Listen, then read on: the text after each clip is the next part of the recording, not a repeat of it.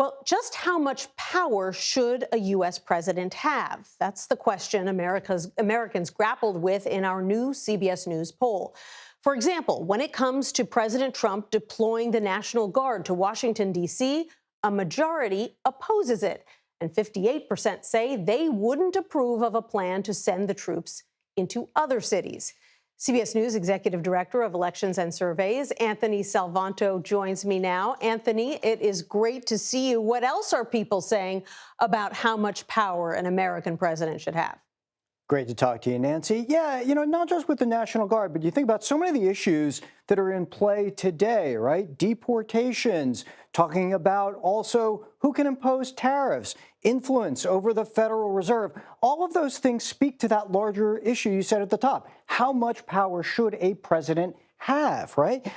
We asked that in general in this poll, and 2/3 of Americans say they do see Donald Trump, in their view, trying to increase presidential powers. Now, I should add, Republicans don't think so. They think he's trying to keep them the same, but a lot of his detractors say that he is. But then it's, how do you describe that generally? Well, take a look at this party breakdown. For Democrats, yeah, he's trying to get the federal government, make the federal government more under his direct control.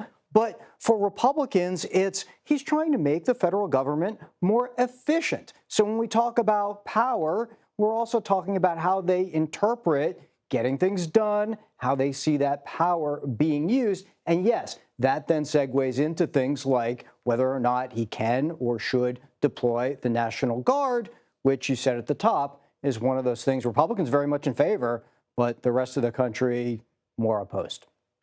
So one of the things you did that was very interesting with this poll is you looked at how Americans judge the president's goals versus the steps he's taking to achieve those goals. What did you find? Which speaks to that same idea. And you see this gap, right?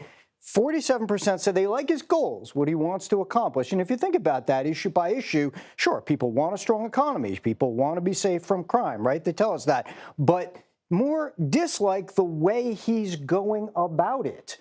And that's the process. So in a general way, again, you string through all these various issues. These are the big picture things that it tells you that Americans are starting to wrestle with and trying to wrestle with. I come back to the National Guard as an example of that, right?